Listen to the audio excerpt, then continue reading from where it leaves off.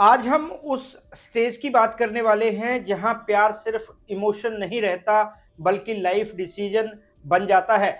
जब तक रिश्ता दो लोगों के बीच होता है सब आसान लगता है। कॉल्स, मैसेजेस, मिलने की एक्साइटमेंट, फ्यूचर की बातें सब अच्छा चलता है। लेकिन जैसे ही बात शादी की आती है और घर पर बताने का समय आता है, सिचुएशन बदल जाती है। अचानक इमोशंस के साथ रिस्पॉन्सिबिलिटी भी जुड़ जाती है, क्योंकि इंडिया में शादी सिर्फ दो लोगों का साथ नहीं है, ये दो फैमिलीज का कनेक्शन है। यहाँ सिर्फ हम दोनों खुश हैं काफी नहीं होता। यहाँ ये भी देखा जाता है कि परिवार क्या सोचता है, समाज क्या कहेगा और फ्यूचर कितना सिक्योर है। पेरेंट्स अक्सर गलत नहीं होते, बस उनका पॉइंट ऑफ व्यू अलग होता है। उन्हें अपने बच्चे की सेफ्टी, रिस्पेक्ट और स्टेबिलिटी की चिंता होती है। कई बार कास्ट भी इशू बन जाती है। आज हम मॉडर्न इंडिया की बात करते हैं, लेकिन ग्राउंड लेवल पर आज भी कास्ट बहुत घरों में सेंसिटिव टॉपिक है। जब बच्चा कहता है कि वो अपनी पसंद से शादी करना चाहता है तो पेरेंट्स के दिमाग में बहुत सारे सवाल एक साथ आते हैं। फैमिली बैकग्राउंड क्या है, वैल्यूज मैच करती है या नहीं, फ्यूचर स्टेबल है या नहीं। ये क्वेश्चंस प्यार को गलत साबित करने के लिए नहीं होते बल्कि इंश्योरेंस पाने के लिए होते हैं। यहीं से रियल टेस्ट शुरू होता है।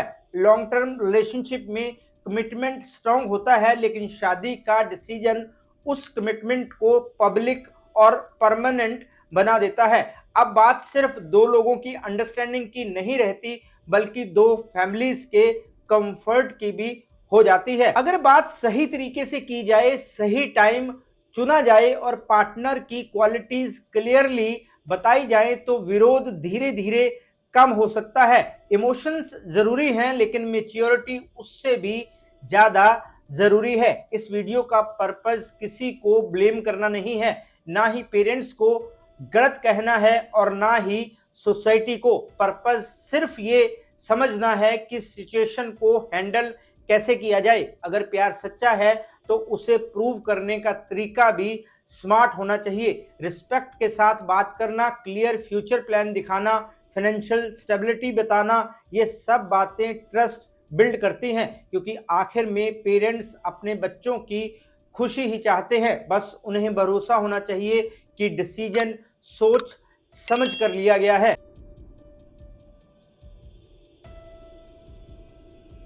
नमस्कार दोस्तों, मैं हूं राहुल राय गुप्ता और आप मुझे डिटेक्टिव गुरु के नाम से भी जानते हो। और हम करते हैं देश विदेश में पर्सनल और कॉर्पोरेट इन्वेस्टिगेशन। अगर आप भी इस फेस में हैं, यहाँ दिल भी इंपॉर्टेंट है और फैमिली भी, तो आज की ये वीडियो खास आपके लिए है। यहाँ आपको सिर्फ बातें नहीं मिलेंगी बल्कि प्रैक्टिकल गाइडेंस मिलेगी। सिंपल तरीके, क्लियर सोच और स्टेप बाय स्टेप समझ, ताकि आप जान सकें कि बात को सही डायरेक्शन में कैसे आगे बढ़ाया जाए। क्योंकि शादी लाइफ का बहुत बड़ा डिसीजन है और ऐसे फैसले इमोशन से नहीं, बैलेंस और मैच्योरिटी से लिए जाते हैं। आज मैं आपको 5 इंपॉर्टेंट पॉइंट्स बताऊंगा रियल सिचुएशंस पर, जिनसे आप समझ पाएंगे कि परिवार से बात कैसे शुरू करनी है, कास्ट इशू को कैसे हैंडल करना है, ट्रस्ट कैसे बिल्ड करना है और अपने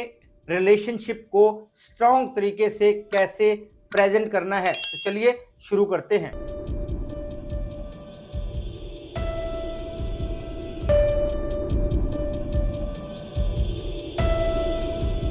जब तक रिश्ता सिर्फ आप दोनों के बीच होता है तब तक सब कुछ सिंपल लगता है। आप मिलते हैं, बातें करते हैं, फ्यूचर की प्लानिंग करते हैं और धीरे धीरे एक स्ट्रॉन्ग कनेक्शन बन जाता है। उस समय आपको लगता है कि अगर अंडरस्टैंडिंग है, रिस्पेक्ट है और लॉन्ग टर्म साथ रहने का इंटेंशन है तो फिर कोई प्रॉब्लम नहीं होनी चाहिए। लेकिन जैसे ही बात शादी की आती है और घर पर बताने का टाइम आता है, वहीं से सिचुएशन बदल जाती है। अचानक एक्साइटमेंट के साथ नर्वसनेस भी जुड़ जाती है, क्योंकि अब ये सिर्फ दो लोगों का डिसीजन नहीं रह जाता है, ये फैमिली डिसीजन बन जाता है। इंडिया में फैमिली का रोल बहुत स्ट्रांग होता है। पेरेंट्स अपने बच्चों के लिए हमेशा बेस्ट चाहते हैं। जब आप उन्हें अपने रिलेशनशिप के बारे में बताते हैं तो उनके दिमाग में एक साथ कई सवाल आते हैं। सामने वाला कौन है, उसका फैमिली बैकग्राउंड क्या है, कैरियर स्टेबल है या नहीं, फ्यूचर सिक्योर रहेगा या नहीं। कई बार हमें लगता है कि ये अननेसेसरी क्वेश्चंस हैं, लेकिन असल में ये उनके कंसर्न का तरीका होता है। उन्हें डर होता है कि कहीं आप इमोशनल डिसीजन तो नहीं ले रहे।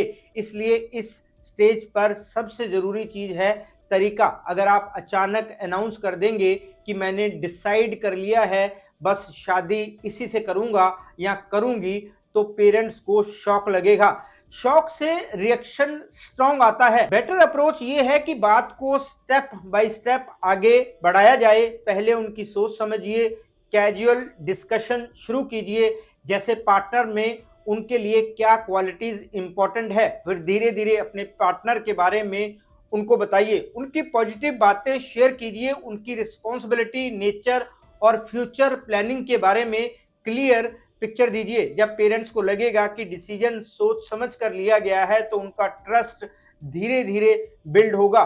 टोन बहुत मैटर करती है। अगर आप रिस्पेक्ट के साथ बात करेंगे और ये दिखाएंगे कि आप उनकी राय को वैल्यू देते हैं, तो कन्वर्सेशन ओपन रहेगी। ये वो स्टेज है यहाँ पेशेंस, क्लियरिटी और मैच्योरिटी काम आती है। अगर शुरुआत सही हो जाए तो आगे की जर्नी काफी स्मूथ हो सकती है। जब बात शादी तक पहुंचती है तो बहुत घरों में सबसे जल्दी सामने आने वाला सवाल होता है, जाति क्या है। हम मॉडर्न इंडिया की बात करते हैं, लेकिन सच ये है कि बहुत सी फैमिलीज में कास्ट अभी भी सेंसिटिव टॉपिक है। पेरेंट्स के लिए ये सिर्फ एक लेबल नहीं, बल्कि उनकी ट्रेडिशन, सोशल सर्कल और फैमिली आइडेंटिटी से जुड़ा होता है। इसलिए जब कोई अपनी पसंद से शादी करना चाहता है और कास्ट डिफरेंट होती है, तो रिएक्शन इमोशनल हो सकता है। इस स्थिति में सबसे बड़ी गलती ये होती है कि हम तुरंत डिफेंसिव हो जाते हैं या झगड़ा शुरू कर देते हैं। इससे केवल विवाद बढ़ता है। सही तरीका यह है कि शांत रहकर सिचुएशन को समझें और पेरेंट्स के डर को एक्सेप्ट करें। अक्सर उनका कंसर्न सोसाइटी और फैमिली एडजस्टमेंट से जुड़ा होता है। वो सोचते हैं कि फ्यूचर में कल्चरल डिफरेंस से प्रॉब्लम आएगी या रिलेटिव्स में ऑकवर्ड सिचुएशन होगी। ये डर चाहे सही हो या ओवरथिंकिंग, इग्नोर नहीं किया जा सकता। स्मार्ट अप्रोच ये है कि कन्वर्सेशन को आर्ग्यूमेंट में बदलने की बजाय अंडरस्टैंडिंग से हैंडल किया जाए। सबसे पहले पार्टनर के पॉजिटिव पॉइंट्स और रिस्पॉन्सिबिलिटीज हाईलाइट करें।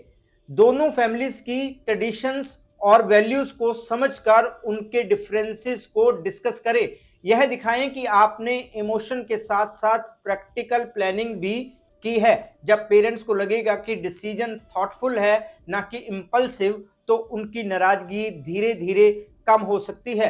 पार्टनर का बिहेवियर भी मैटर करता है। अगर वो फैमिली के सामने रिस्पेक्ट और मैच्योरिटी दिखाए, तो पेरेंट्स का डाउट कम होता है। वहीं अगर पार्टनर डिफेंसिव या जल्दी रिएक्ट करने वाला हो, तो सिचुएशन और मुश्किल हो सकती है। धीरे धीरे स्मॉल स्टेप्स में फैमिली को इन्वॉल्व करें, फेस्टिवल्स और फंक्शंस में शामिल करें, ताकि ट्रस्ट और कंफर्ट बिल्ड हो। याद रखिए, कास्ट इश्यू हमेशा रुकावट नहीं बनता। सही तरीके से हैंडल किया जाए, समझदारी दिखाई जाए और पेशेंस रखे जाएं, तो पेरेंट्स का डर फेड हो सकता है। लॉन्ग टर्म कमिटमेंट के लिए ये स्टेप बहुत इंपॉर्टेंट है, क्योंकि रिस्पेक्ट, अंडरस्टैंडिंग और ट्रस्ट के बिना शादी और रिलेशनशिप लंबे समय तक नहीं चल सकते।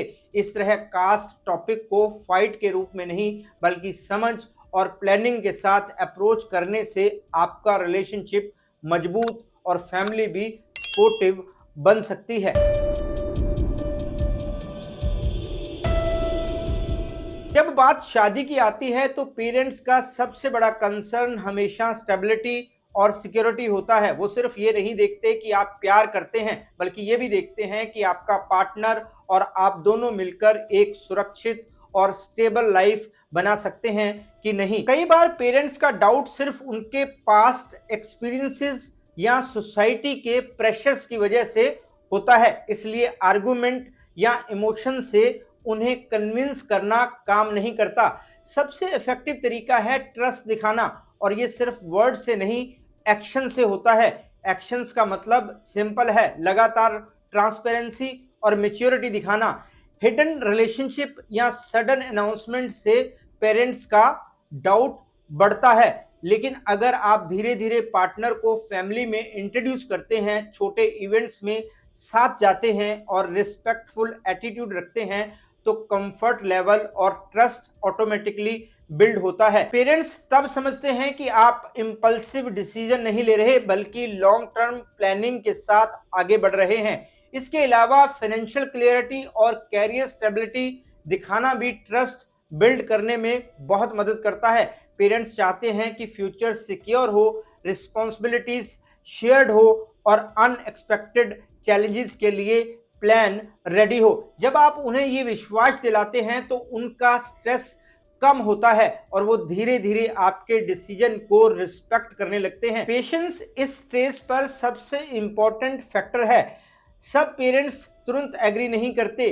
काम और पॉजिटिव एटीट्यूड से उन्हें टाइम दें, धीरे धीरे कन्वर्सेशन ओपन रखें और स्मॉल डिसीजंस में अंडरस्टैंडिंग बिल्ड करें।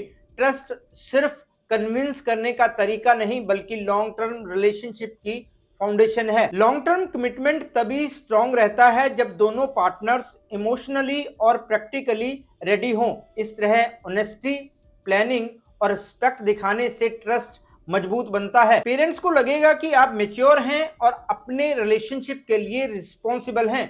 यही रीजन है कि लॉन्ग टर्म रिलेशनशिप सक्सेसफुल होता है और फैमिली सपोर्टिव बनती है। ट्रस्ट बिल्ड करना कोई इंस्टेंट प्रोसेस नहीं है बल्कि पेशेंस और स्मार्ट अप्रोच से अचीव किया जा सकता है।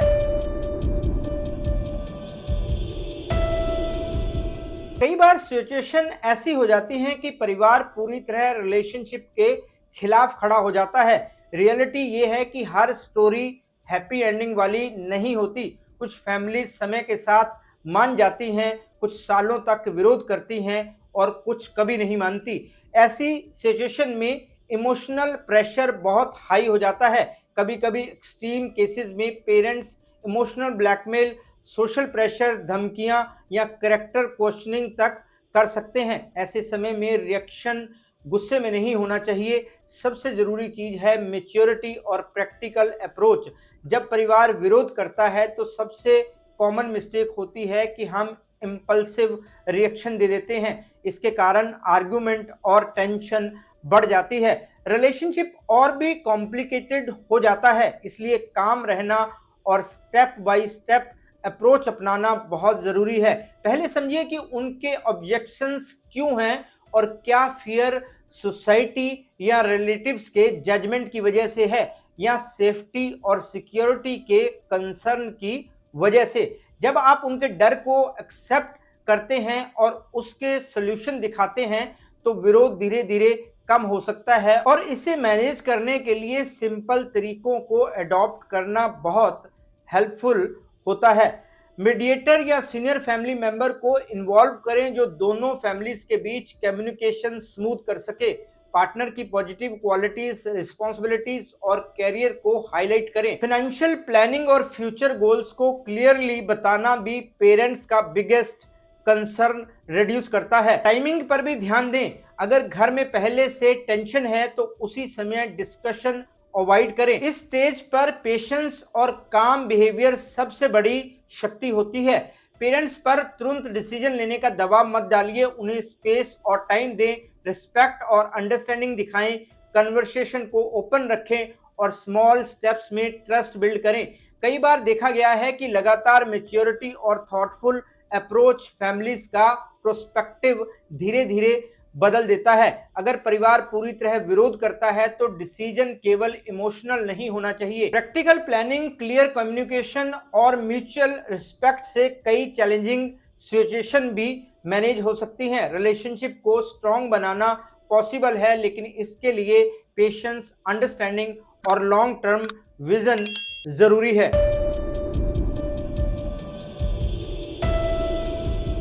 कई लोग सोचते हैं कि बस शादी हो जाए फिर सब ठीक हो जाएगा, लेकिन सच ये है कि शादी सॉल्यूशन नहीं है बल्कि मिरर है।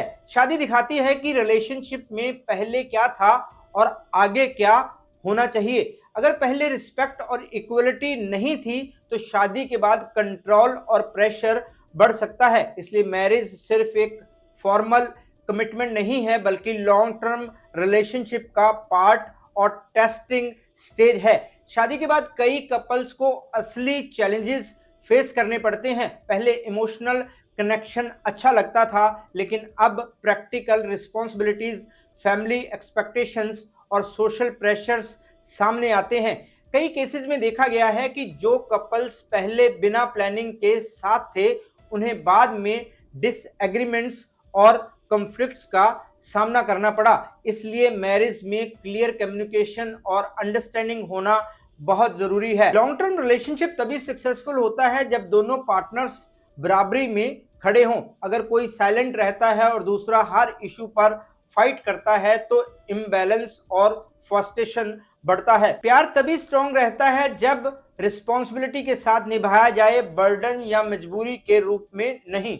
दोनों को मिलकर फ्यूचर प्लानिंग, फाइनेंशियल सिक्योरिटी और फैमिली इन्वॉल्वमेंट की बाउंड्रीज तय करनी चाहिए। ये समझना जरूरी है कि मैरिज केवल इमोशंस दिखाने का तरीका नहीं है, बल्कि प्रैक्टिकल एक्शंस और लगातार एफर्ट्स दिखाने का तरीका है। इसके अलावा शादी के बाद म्यूचुअल रिस्पेक्ट और इक्वलिटी मेंटेन करना बहुत जरूरी है। अगर पहले रिस्पेक्ट थी तो रिलेशनशिप और स्ट्रांग होगा।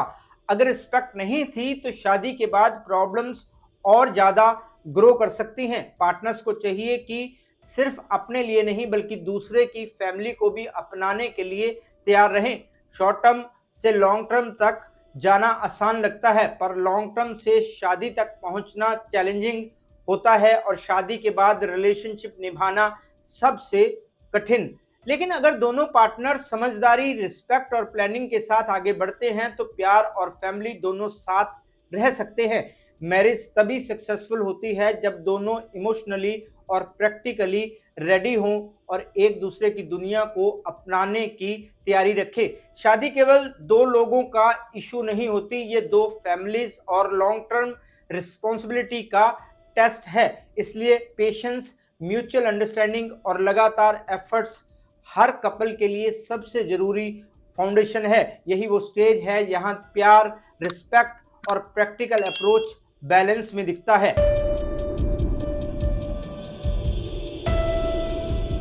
प्यार सिर्फ दो लोगों का मामला नहीं होता, ये दो परिवारों, उनकी वैल्यूज और सोसाइटी के नजरिए से भी जुड़ा होता है। इंडिया में रिलेशनशिप सिर्फ पर्सनल नहीं रहते, ये सोशल और कल्चरल एक्सपेक्टेशंस के साथ भी चलते हैं। यही वजह है कि जब रिश्ता शादी तक पहुंचता है तो इमोशंस, रिस्पॉन्सिबिलिटीज और प्रैक्टिकल चैलेंजेस सभी सामने आते हैं। इसे सिर्फ महसूस करना ही काफी नहीं होता, इसे समझदारी और प्लानिंग के साथ निभाना पड़ता है।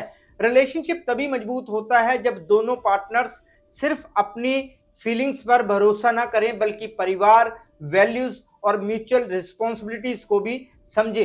रिस्पेक्ट, ऑनेस्टी और ट्रस्ट इस जर्नी के सबसे इंपॉर्टेंट पिलर्स हैं। इमोशनल कनेक्शन जरूरी है, लेकिन साथ में कम्युनिकेशन, प्लानिंग और रिस्पॉन्सिबिलिटी भी जरूरी है।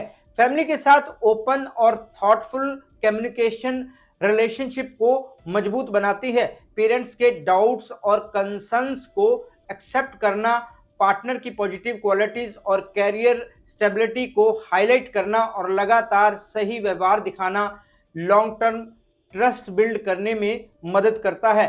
चैलेंजेस इस जर्नी का हिस्सा हैं। कभी अड़चनें आएंगी, कभी रोक टोक होगी और कभी प्रेशर इतना बढ़ सकता है कि सिचुएशन इमोशनली हैवी लगने लगे। लेकिन ये स्टेज यह तय करता है कि रिश्ता कितनी मजबूती से आगे बढ़ेगा। स्मार्ट अप्रोच, पेशेंस और मैच्योरिटी से हर डिफिकल्ट सिचुएशन मैनेजेबल बन सकती है। इमोशनल रिएक्शंस जरूरी हैं, लेकिन रैश डिसीजंस या इंपल्सिव रिएक्शंस अक्सर डैमेज करते हैं। काम, रिस्पेक्टफुल और सही तरीके से सोचा समझा बिहेवियर रिलेशनशिप को सही दिशा में ले जाता है। मैरिज केवल एक फॉर्मल कमिटमेंट नहीं है, ये लॉन्ग टर्म जर्नी का टेस्टिंग स्टेज है। ये दिखाता है कि पार्टनर्स अपने इमोशंस, रिस्पॉन्सिबिलिटीज और कमिटमेंट्स को कितना बैलेंस कर सकते हैं। रिस्पेक्ट और इक्वलिटी के बिना शादी सिर्फ सरफेस लेवल होती है और लव, प्रेशर या बर्डन में बदल सकता है। इसलिए रिलेशनशिप को सक्सीड करने के लिए दोनों पार्टनर्स को अपनी रिस्पॉन्सिबिलिटीज, कम्युनिकेशन और अंडरस्टैंडिंग को बराबरी के साथ मेंटेन करना जरूरी है। याद रखिए कि प्यार तभी स्ट्रांग और मीनिंगफुल होता है जब पार्टनर्स सिर्फ एक दूसरे के लिए नहीं बल्कि एक दूसरे की दुनिया और परिवार के लिए भी रेडी हों। पेशेंस, ऑनेस्टी, म्यूचुअल अंडरस्टैंडिंग और प्लानिंग से प्यार केवल सरवाइव ही नहीं करता बल्कि फैमिली और सोसाइटी के साथ मजबूत बनता है। यही वो अप्रोच है जिससे रिलेशनशिप लॉन्ग लास्टिंग, स्ट्रांग और सेटिस्फाइंग बनता है। दोस्तों, ये वीडियो आपको कैसा लगा कमेंट करके जरूर बताएं। अगर आपको ये वीडियो यूजफुल लगा तो इसे अपने दोस्तों, रिश्तेदारों और उन लोगों के साथ शेयर कीजिए जो अभी इसी तरह की सिचुएशन से गुजर रहे हैं। हो सकता है कि ये जानकारी उनके लिए भी बहुत हेल्पफुल साबित हो। और अगर आप ऐसे ही इंफॉर्मेटिव और प्रैक्टिकल वीडियोस आगे भी देखना चाहते हैं तो हमारे चैनल को जरूर सब्सक्राइब करें और बेल आइकॉन दबाना ना भूलें ताकि हमारी हर नई वीडियोस की नोटिफिकेशन आपको सबसे पहले मिले। आज बस इतना ही। मैं आपसे फिर मिलूंगा जानकारी से भरपूर एक और वीडियो में, जिसमें हम ऐसे ही प्रैक्टिकल टिप्स और रियल लाइफ एग्जांपल्स डिस्कस करेंगे। तब तक के लिए अपना और अपने परिवार का ध्यान रखें, खुश रहें, मस्त रहें। जय हिंद। डिटेक्टिव गुरु